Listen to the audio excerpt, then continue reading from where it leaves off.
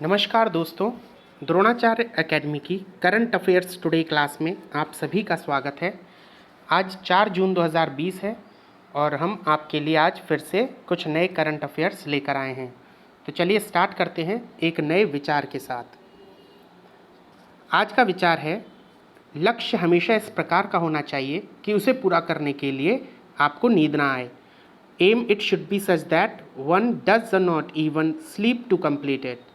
इसका मतलब यही है दोस्तों कि लक्ष्य हमेशा आपको इस प्रकार के बनाने चाहिए जिन्हें आप पूरा कर सकें, और यदि लक्ष्य आपका बहुत ज़्यादा कठिन है तो फिर आपको उसके लिए उतना प्रयास भी करना पड़ेगा। कई बार लक्ष्य बनाना आसान होता है लेकिन उसे पाने के लिए हम उतनी मेहनत नहीं कर पाते क्योंकि हम उसके प्रति दृढ़ निश्चयी नहीं हो पाते हैं।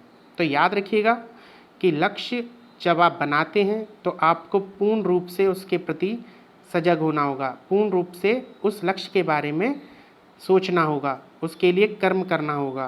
तो याद रखिएगा, लक्ष्य इस प्रकार का होना चाहिए कि उसे पूरा करने के लिए नींद ना आए, तभी वो लक्ष्य माना जाएगा। ओके स्टूडेंट्स, तो चलिए चलते हैं हम करंट अफेयर्स की तरफ। आज का पहला करंट अफेयर है, Former External Affairs Minister spokesperson Ravish Kumar has been appointed as India's next ambassador to which nation? विदेश मंत्रालय के पूर्व प्रवक्ता रवीश कुमार को किस राष्ट्र का में भारत का अगला राजदूत नियुक्त किया गया है? ओके, सो इसका आंसर है फिनलैंड। फिनलैंड के अभी हाल ही में नेक्स्ट एम्बेसडर जो बनाए गए हैं वो रवीश कुमार को बनाया गया है। ओके स्टूडेंट्स, इसके बाद हम थोड़ा सा ये पोलैंड और बेल्जियम और स्वीडन के बारे में भी बात कर लेते हैं। तो इसके लिए हम इस लिस्ट को थोड़ा सा देखना पड़ेगा। यहाँ पर आपको मैंने कुछ इम्पॉर्टेंट कंट्रीज़ और उनके करंट एम्बेसडर और हाई कमिश्नर्स के बारे में बताया है। तो आप चाहें तो इसका एक स्क्रीनशॉट भी ले सकते हैं। जैसे अफ़गानिस्तान विनय कुमार हैं, ऑस्ट्रेलिया में अनुमला गितेश शर्मा हैं, वहीं बांग्लादेश में इस समय रीवा गांगुली, और चाइना में विक्रम मिश्री, मालदीव्स के राजीव सहारे एंड जापान संजय कुमार वर्मा हैं।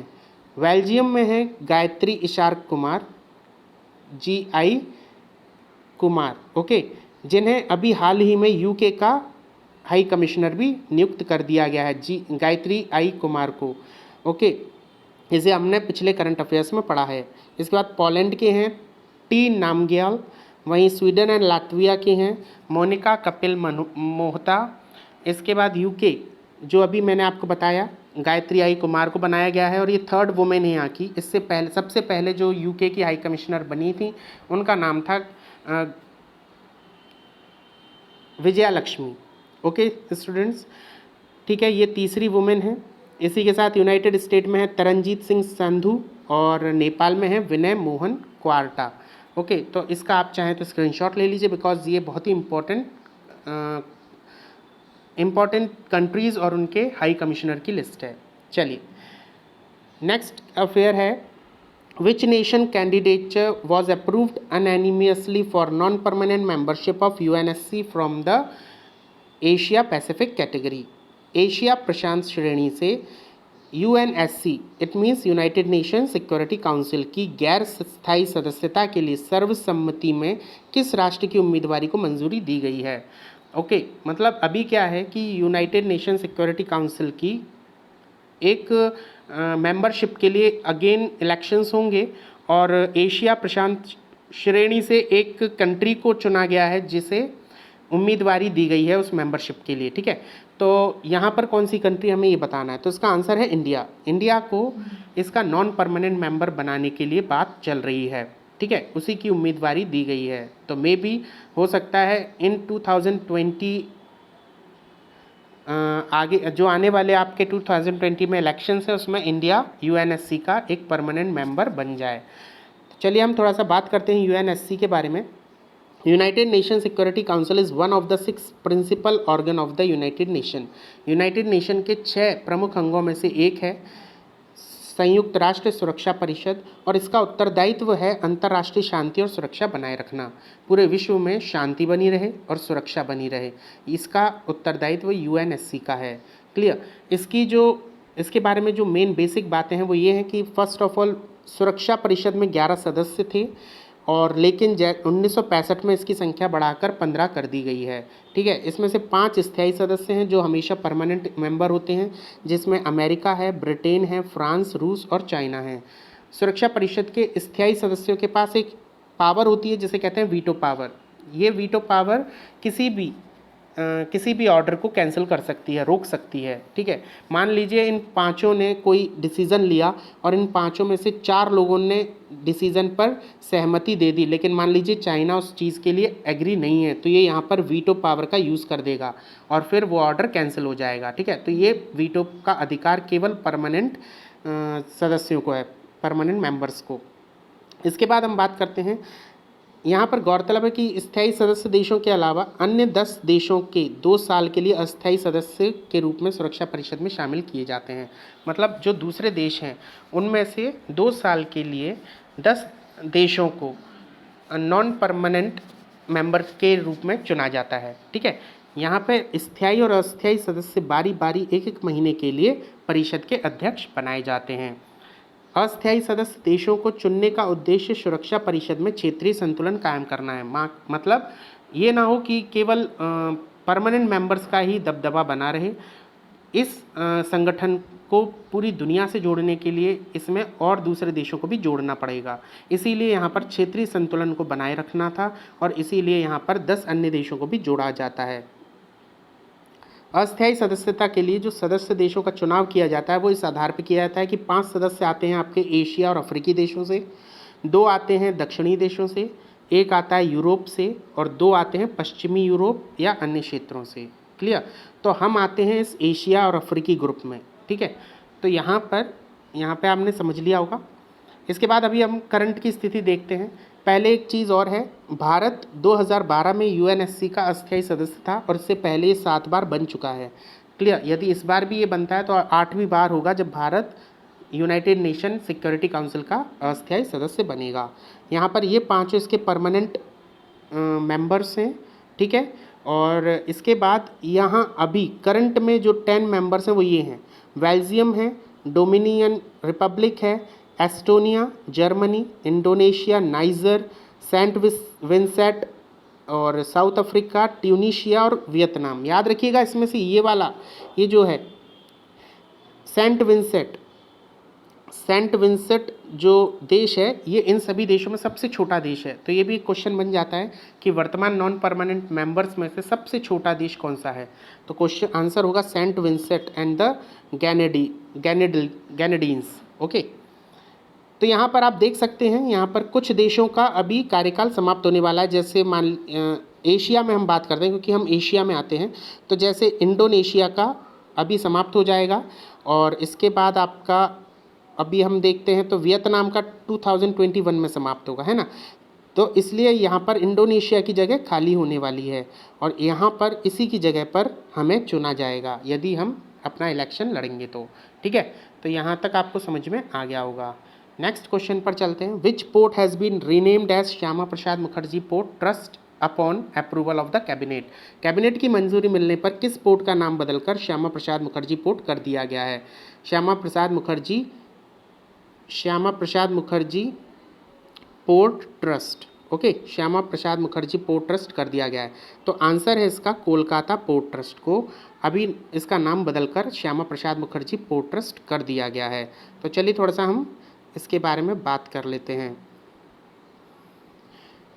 पोर्ट ट्रस्ट क्या है? तो पोर्ट ट्रस्ट क्या है? In a civilian and maritime law in India, port trust board is the statutory authority responsible for managing shipping and trade through a commercial seaport। Okay, मतलब पूरे भारत में जो शिपिंग को मैनेज करना है, जो कमर्शियल सीपोर्ट के ऊपर जो ट्रेड होता है, इन सब के लिए जो रिस्पॉन्सिबल ट्रस्ट है वो है पोर्ट ट्रस्ट बोर्ड। ओके, ये एक स्टैट्यूटरी बोर्ड अथॉरिटी है। स्टैट्यूटरी अथॉरिटी इसका मतलब ये होता है कि ये वो बॉडी है जिसे किसी एक्ट के थ्रू एस्टेब्लिश किया गया है। ठीक है, इंडिया का पहला पोर्ट ट्रस्ट जो है वो है कलकत्ता पोर्ट, जिसकी स्थापना 1870 में की गई थी। अभी वर्तमान में हमारे पास कुल 13 मेजर पोर्ट हैं, जिसमें से एक एन्नोर पोर्ट भी है।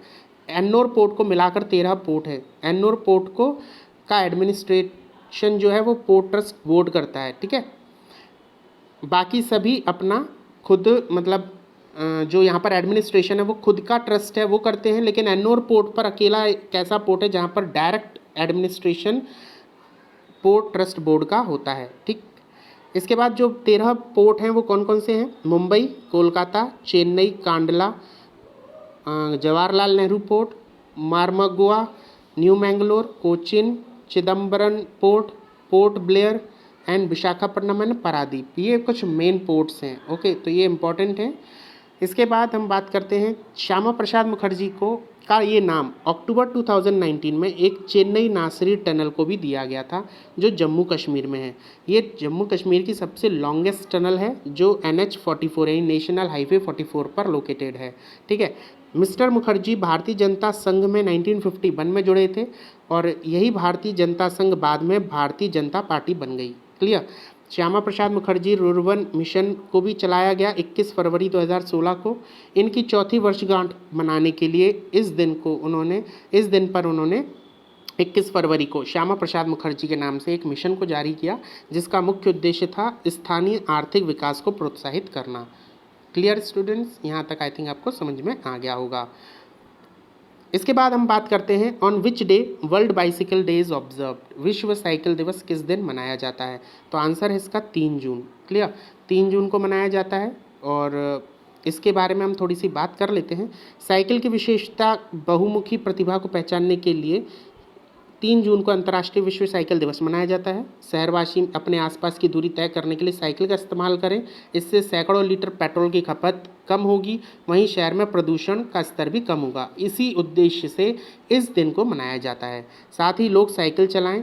उनका मानना है कि सोशल डिस्टेंसिंग का भी पालन होगा और वर्तमान समय में जो महामारी फैली हुई है उससे भी बचा जा सकता है। संयुक्त राष्ट्र द्वारा पहला आधिकारिक विश्व साइकिल दिवस 3 जून 2018 को मनाया गया था, ठीक है। यह दिवस परिवहन के एक सरल, किफ़ायती, भरोसेमंद और पर्यावरण की सुरक्षा को प्रोत्साहित करने के लिए मनाया जाता है, ठीक है।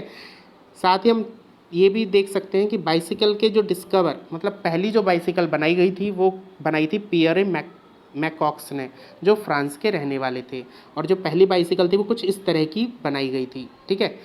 तो यहाँ तक आपको ये समझ में आ गया होगा। नेक्स्ट क्वेश्चन है who has been appointed as deputy managing director of Exim bank. Exim bank के उप प्रबंध निदेशक के रूप में किसे नियुक्त किया गया है? तो आंसर है यहाँ पर हर्षा बंगारी को। Harsha Bangari has been appointed as deputy managing director of Exim bank, clear. तो इसके बाद थोड़ा सा एग्जिम बैंक के बारे में आप पता करते हैं। एग्जिम बैंक एक पब्लिक सेक्टर बैंक है। इसकी स्थापना 1 जनवरी 1982 में हुई थी। वहीं इसका हेडक्वार्टर मुंबई में है और इसके अभी मैनेजिंग डायरेक्टर जो वर्तमान हैं वो हैं डेविड रश क्विन्हा, ओके, डेविड रश क्विन्हा। लेकिन और ये डिप्यूटी मैनेजिंग डायरेक्टर हैं, याद रखिएगा। डिप्यूटी मैनेजिंग डायरेक्टर कौन है? हर्षा बंगारी, और इसके एग्जिम बैंक के डायरेक्टर हैं इस समय डेविड रश क्विन्हा, ओके। चलिए नेक्स्ट क्वेश्चन है on which day international day of innocent child victims of aggression is observed. किस दिन international day of innocent child victims of aggression मनाया जाता है? तो ये मनाया जाता है 4 जून को, ओके स्टूडेंट्स, 4 जून को ये दिवस मनाया जाता है। इस दिवस को मनाने के लिए कुछ खास बातें हैं, वो देखिए। International day of innocent child victims of aggression is observed on 4 June and the aim behind this to acknowledge the pain suffered by children across the world which is caused due to any kind of abuse including physical, mental and emotional। मतलब पूरे विश्व में बच्चे जो शारीरिक, मानसिक और emotionally जो टॉर्चर सह रहे हैं उन्हीं के उस दर्द को सहन करने के लिए कि उनके ऊपर कितना अत्याचार हो रहा है और उसे हमें रोकना चाहिए, इस उद्देश्य से हम इस दिवस को मनाते हैं। यह दिन एक विशेष संयुक्त राष्ट्र महासभा सत्र में अस्तित्व में आया था जिसे फ़िलिस्तीन की स्थिति पर चर्चा करने के लिए बुलाया गया था। उस समय फ़िलिस्तीन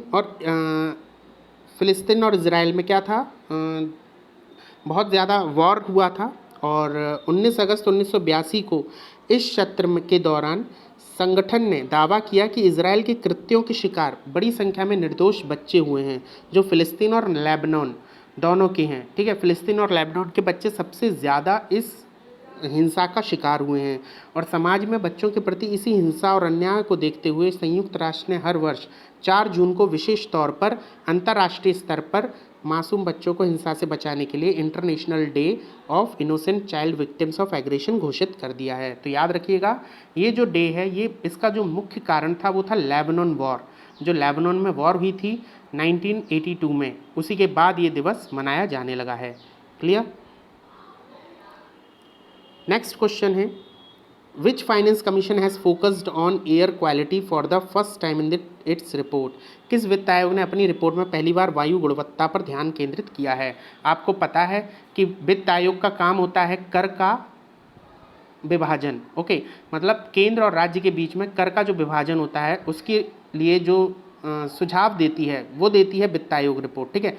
वित्त आयोग की रिपोर्ट में केंद्र और राज्य के मध्य कर का विभाजन वर्णित किया जाता है। क्लियर। लेकिन ये पहली बार है जब किसी वित्त आयोग ने वायु गुणवत्ता के ऊपर भी ध्यान दिया है, एयर क्वालिटी के ऊपर। तो ऐसी कौन सी वित्त आयोग है, तो ये है आपकी 15th फाइनेंस कमीशन, जिसने अपनी रिपोर्ट में वायु गुणवत्ता के ऊपर भी ध्यान दिया है। तो पहले हम बात कर लेते हैं वित्त आयोग के बारे में। तो वित्त आयोग क्या है। संविधान के अनुच्छेद 280 के क के अंतर्गत एक प्रावधान किया गया है कि संविधान के प्रारंभ से 2 वर्ष के भीतर और उसके बाद प्रत्येक 5 वर्ष की समाप्ति पर पहले उस समय पर जिसे राष्ट्रपति आवश्यक समझते हैं एक वित्त आयोग गठन किया जाएगा। याद रखिएगा, यहाँ पे इम्पॉर्टेंट है ये आर्टिकल जिसके अंतर्गत ये वित्त आयोग बनाया जाता है, अनुच्छेद 280 क। क्लियर। तो इसके अंतर्गत क्या बताया गया है कि संविधान के प्रारंभ से 2 वर्ष के भीतर और फिर बाद में प्रत्येक 5 वर्ष की समाप्ति पर 5 वर्ष की समाप्ति पर राष्ट्रपति जब आवश्यक समझे एक वित्त आयोग का गठन करेगा। ठीक। इसके मद्देनज़र परंपरा यह भी है कि पिछले वित्त आयोग की गठन की तारीख के 5 वर्षों के भीतर ही अगले वित्त आयोग का गठन कर दिया जाता है, जो एक अर्ध न्यायिक एवं सलाहकारी निकाय होता है। ठीक है। इसकी परंपरा को आगे बढ़ाते हुए संवैधानिक प्रावधानों के तहत केंद्र सरकार ने 22 नवंबर 2017 को 15वें वित्त आयोग का गठन की मंजूरी दे दी थी। क्लियर। और 15वां वित्त आयोग का जो कार्यकाल बना वो था 2020 से 25। इसका मतलब आप देख सकते हैं कि जो 15वां वित्त आयोग था उसका गठन 14वें वित्त आयोग के अंतर्गत ही हो गया था 2017 में, है ना। लेकिन इसका जो कार्यकाल है वो 2020 से 2025 तक चलेगा। क्लियर। तो 15वें वित्त आयोग की बात करते हैं। तो यहाँ पर अनुच्छेद 280 के तहत उपबंध है कि राष्ट्रपति द्वारा नियुक्त किए जाने वाले एक अध्यक्ष और 4 अन्य सदस्यों से मिलकर एक वित्त आयोग बनेगा। तो 27 नवंबर 2017 को एन.के. सिंह को 15वें वित्त आयोग का अध्यक्ष नियुक्त किया गया। नेम याद रखिएगा स्टूडेंट्स, एन.के. सिंह ये हैं 15वें वित्त आयोग के अध्यक्ष। एन.के. सिंह भारत सरकार के पूर्व सचिव रहे हैं और 2008 से 14 तक बिहार के राज्यसभा के सदस्य भी रहे हैं। इसी के साथ यहाँ जो 4 सदस्य हैं उनमें है शशिकांत दास जो भारत सरकार के पूर्व सचिव थे। उसके बाद डॉक्टर अनूप सिंह जो सहायक प्रोफेसर हैं यूएसए में, ये पूर्णकालिक सदस्य हैं। इसके बाद 2 और हैं जो अंशकालिक सदस्य हैं, जिनमें डॉक्टर लाहिड़ी जो बंधन बैंक के अध्यक्ष हैं, वहीं रमेश चंद्र जो नीति आयोग के सदस्य हैं। ओके स्टूडेंट्स, इस तरह से एक अध्यक्ष और 4 सदस्य मिलकर एक वित्त आयोग का निर्माण करते हैं। इसके बाद थोड़ा सा एक ये क्वेश्चन है कि वित्त आयोग की हमें ज़रूरत क्यों है। तो यहाँ पर हम इसकी कार्य प्रणाली के बारे में बात करेंगे। भारत की संघीय प्रणाली केंद्र और राज्यों के बीच शक्ति तथा कार्यों के विभाजन की अनुमति देती है। इसी आधार पर कराधान की शक्तियों को भी केंद्र और राज्यों के बीच विभाजित किया जाता है। राज्य विधायिका को अधिकार है कि वे स्थानीय निकायों को अपनी कराधान शक्तियों में से कुछ अधिकार दे सकती है। वहीं केंद्र कर राजस्व का अधिकांश हिस्सा एकत्र करता है और कुछ निश्चित करों के संग्रह के माध्यम से बड़े पैमाने पर अर्थव्यवस्था में योगदान देता है। विशाल क्षेत्रीय असमानताओं के कारण कुछ राज्य दूसरों की तुलना में पर्याप्त संसाधनों का लाभ उठाने में असमर्थ हो जाते हैं। इन्हीं असंतुलनों को दूर करने के लिए वित्त आयोग राज्यों के साथ साझा किए जाने वाले केंद्रीय निधि की सीमाओं की सिफारिश करता है। इसका मतलब टोटल ये है कि जो वित्त आयोग है, वित्त आयोग का मुख्य काम यही है कि केंद्र द्वारा इकट्ठा किया गया कर किस तरह से राज्यों में बांटा जाएगा और कितनी सीमा तक ये बांटा जाएगा।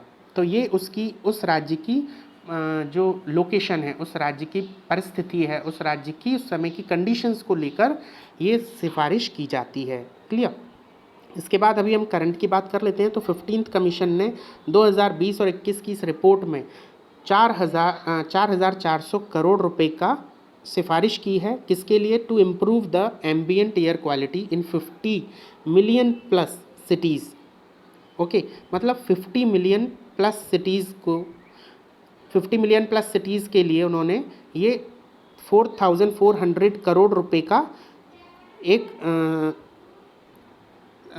ग्रांट उन्होंने डिसाइड किया है कि इतना हमें ग्रांट करना है इन सिटीज़ को, ताकि ये अपने यहाँ की एयर को इम्प्रूव कर सकें। ओके, तो ये पहला ऐसा कमीशन है जिसने एयर क्वालिटी के ऊपर अपना फोकस किया है। इसके बाद थोड़ा आप इसका स्क्रीनशॉट ले सकते हैं। ये आज तक हमारे यहाँ टोटल 14 वित्त आयोग बन चुके हैं। क्लियर। और इन 14 वित्त आयोग में सबसे पहला वित्त आयोग बना था 1951 में, जिसके अध्यक्ष थे केसी नियोगी, और इसका जो समय था वो था 1952 से 57। अभी 14वां वित्त आयोग बना था, ये 2012 में बना था, और DY रेड्डी इसके अध्यक्ष थे, और इसका कार्यकाल 2015 से 2020 तक चला था। क्लियर। और इसी कार्यकाल के अंतर्गत 15वें वित्त आयोग का गठन हो गया, जिसके अध्यक्ष का नाम है NP कुमार। Clear students. तो यहाँ तक आप सभी ने समझ लिया होगा। NK सिंह यहाँ के आप यहाँ तक हमने बात की। इसके बाद हम बात करते हैं नेक्स्ट क्वेश्चन की। नेक्स्ट क्वेश्चन क्या है?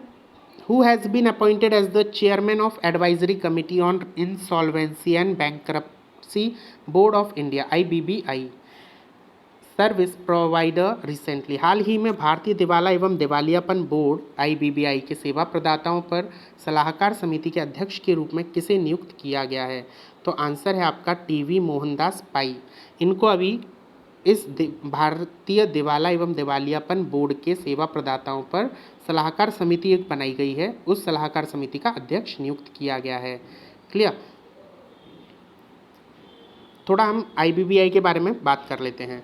तो IBBI क्या है? भारतीय दिवालिया बोर्ड यानी IBBI की स्थापना दिवालियापन संहिता 2016 के प्रावधानों के तहत की गई थी, और इस अधिनियम में IBBI को कई कार्यों के साथ एक रेफरी का स्थान दिया गया है, जिसमें व्यवसायों के दिवालियापन से संबंधित एजेंसियों और पेशेवरों के नियमों और नियंत्रणों को बनाना व उन्हें लागू करना शामिल है। मतलब जितने भी इस तरीके के दिवालियापन से रिलेटेड जो भी कानून हैं, जो भी इससे रिलेटेड नियंत्रण हैं, वो सब ये डिसाइड करता है। कौन? भारतीय दिवालियापन बोर्ड यानी IBBI। IBBI की प्राथमिक जिम्मेदारी है पुनर्गठन और कॉरपोरेट इकाइयों, साझेदारी फर्मों और व्यक्तियों के दिवालिया होने के प्रस्ताव के संबंध में कानून बनाना। क्लियर। और उन्हें संशोधित करना। ठीक। इसके बाद IBBI एक संगठनात्मक संरचना क्या है इसकी? तो यहाँ पर एक अध्यक्ष होता है, जो आज के समय में MS साहू हैं, जो इसके प्रथम अध्यक्ष हैं। साथ ही इसमें 3 सदस्य होते हैं, एक संयुक्त सचिव और उसके समकक्ष पद से ऊपर के अधिकारी। ठीक। तीसरा, इसमें RBI द्वारा नामांकित एक सदस्य होता है। फिर केंद्र सरकार द्वारा नामित 5 सदस्य इसमें होते हैं, जिसमें 3 पूर्णकालिक सदस्य होते हैं। इसके बाद इसके बोर्ड के आधे से अधिक निदेशक स्वतंत्र निदेशक होते हैं। ठीक है, मतलब इंडिपेंडेंट डायरेक्टर्स। इसके बाद इसका फॉर्मेशन हुआ था 1 अक्टूबर 2016 को, और हेडक्वार्टर है न्यू दिल्ली में, और इसके वर्तमान MS साहू ही चेयरपर्सन हैं। ठीक है, यहाँ तक आपको समझ में आ गया होगा। नेक्स्ट क्वेश्चन या नेक्स्ट न्यूज़ पर हम चलते हैं। न्यूज़ क्या है? On June 4, 2020, PM Modi will hold a virtual bilateral summit with the Australian PM Scott Morrison. This is the first ever virtual bilateral summit to be held by India. प्रधानमंत्री नरेंद्र मोदी गुरुवार को Australia के अपने समकक्ष Scott Morrison के साथ द्विपक्षीय virtual summit करेंगे। क्या हो रहा है? अभी ऑस्ट्रेलिया और इंडिया के बीच में एक समिट होना था, लेकिन कोरोना के चक्कर में यहाँ पर ये समिट स्थगित हो गया, पोस्टपोन हो गया। लेकिन अब ये समिट फिर से होने जा रहा है, लेकिन ये वर्चुअल है। वर्चुअल मीन्स ये दोनों एक दूसरे से बात करेंगे, लेकिन वीडियो कॉन्फ्रेंसिंग पे। ठीक। तो यहाँ पर इसे वर्चुअल समिट कहा गया है। इसमें दोनों देश अपने द्विपक्षीय संबंधों की समीक्षा करेंगे और साथ में यहाँ पर मेन मुद्दा होगा कोविड-19 महामारी से निपटने के मुद्दों पर चर्चा करना। ठीक है, ये इसका मेन एम होगा। ये पहला अवसर है जब प्रधानमंत्री मोदी वर्चुअल तरीके से द्विपक्षीय शिखर सम्मेलन आयोजित कर रहे हैं, जो ऑस्ट्रेलिया के साथ होने वाला है। ठीक है, तो यहाँ तक आपको ये बात समझ में आ गई होगी। तो यहाँ पे सबसे मेन बात यही है कि ऑस्ट्रेलिया है, ऑस्ट्रेलिया के प्रधानमंत्री हैं स्कॉट मॉरिसन। ठीक, तो थोड़ा सा हम ऑस्ट्रेलिया के बारे में बात करते हैं।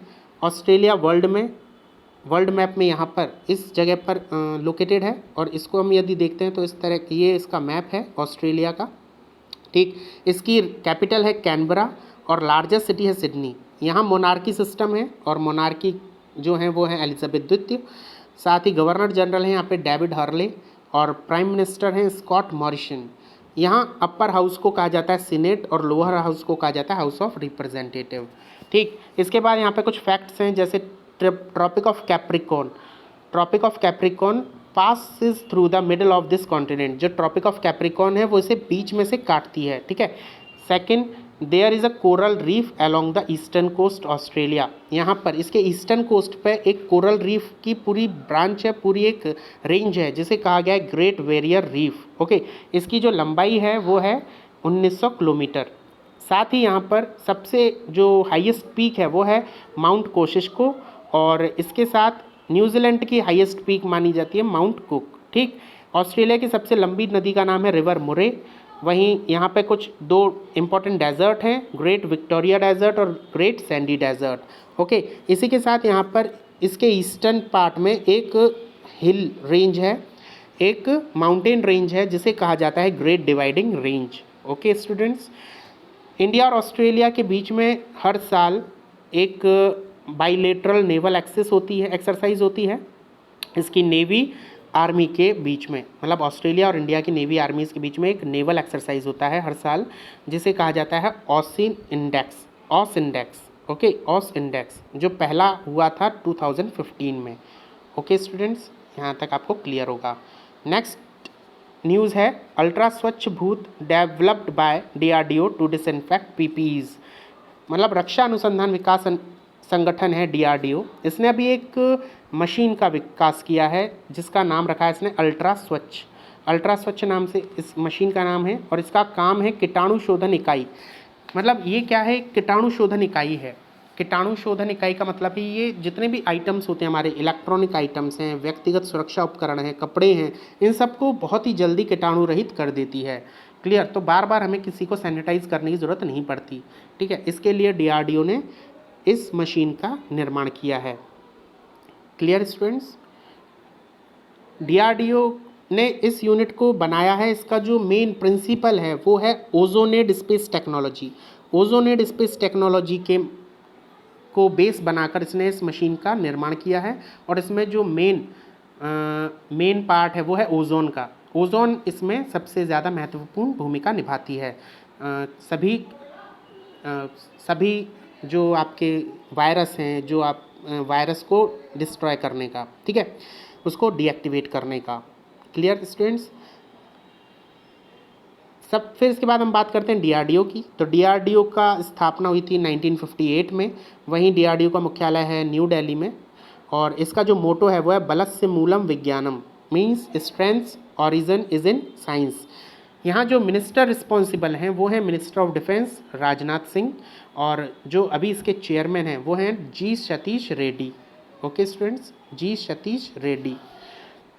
इसके बाद नेक्स्ट न्यूज़ है Indian council of medical research ICMR has notified 16 bio repositories for collecting, storing and maintaining clinical samples okay of covid patient. मतलब Indian council of medical research ने अभी 16 बायो रिपोजिटरी बनाई हैं जिन्हें जैव भंडार भी कहा गया है। इसमें जो इस समय पॉजिटिव आए हुए कोविड-19 से पॉजिटिव आए हुए लोग हैं उनके नमूनों को रखा जाएगा, और ऐसी जो 16 बायो रिपोजिटरी बनाई गई हैं ये ICMR में 9 है, मतलब Indian council of medical research के अंदर 9 हैं, DBT यानी डिपार्टमेंट ऑफ बायोटेक्नोलॉजी में 4 हैं, और CSIR क्लियर, CSIR में ये 3 हैं।